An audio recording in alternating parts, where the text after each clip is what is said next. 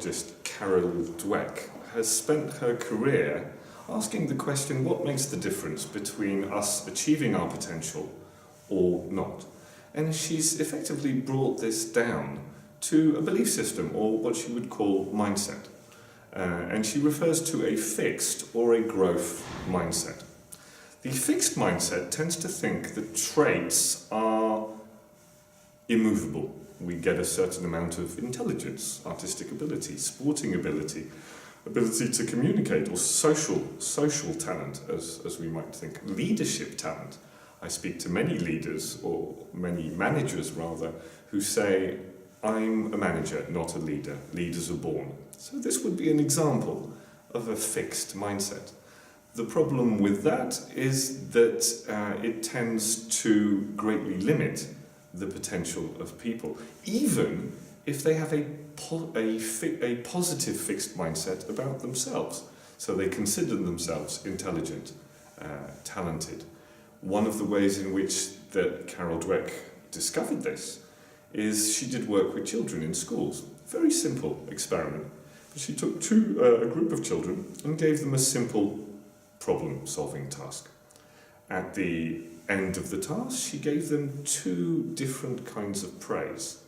The first kind of praise said basically, you've done very well, you must have worked hard on these problems. And this would place the children in a growth mindset, where basically performance is related to effort. The second group, she said, you did very well in these problems, you must be very intelligent at problem solving. Now this placed the children into a fixed mindset, where they felt suddenly that problem solving was an innate talent they were intelligent at, and they somehow had to defend this. She then gave them a harder problem, and the children in the growth mindset continued to perform well. In fact, some of them said, I really like these, can I take them home to do more? The children in the fixed mindset suddenly found it more challenging, and therefore their feeling of being intelligent and problem solving was also challenged, and they performed much less well. She then asked both groups, would you like to go back to an easier problem, or would you like to go to a harder problem? The growth mindset children went to harder problems, continued to increase their performance. The fixed mindset went back to easier problems and performed less well than they had in the first place. The last thing she asked them to do was to rate how well they had performed, and she found that the fixed mindset children were 40% more likely to lie about their performance than the growth mindset children, because basically they couldn't take the challenge to this idea that they were smart at problems. And therefore it shows, the importance of praise, but also the way in which we can limit ourselves.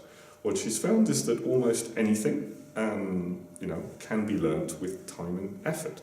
And this, in psychology and neurology, we refer to as neuroplasticity. The brain, the mind, is incredibly plastic. It's able to learn anything. And it really is a question of effort and practice. We might look in sport at the difference between someone like John McEnroe, who was very high talent but didn't like to practice, and when something went wrong, it was always the fault of the racket, the referee, the weather, or something like that.